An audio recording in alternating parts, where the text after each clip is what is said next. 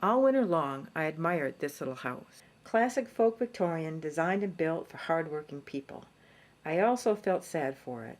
Its 100-and-something Michigan winter was beating it up bad. Yet, in a community of historic houses and a neighborhood of architectural beauties, this is the stunner next door, people making offers wanted to tear the little house down. They only wanted its lot.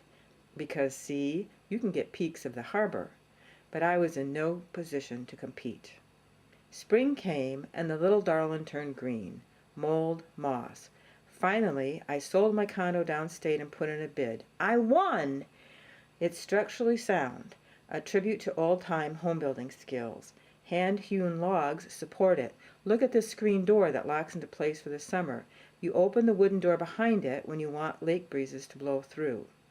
My goal is to make this house a cozy, year-round home for my family. Updates, furnace, plumbing, electrics are devouring my budget. Doing my homework, I see that CertainTeed's exterior building materials can help save my little house from the fierce northern Michigan elements, and their variety of design options will let me keep the house true to itself. Your vote will help me turn this ugliest house on the block into a neighborhood gem, strong enough to live on into the next century. Thank you.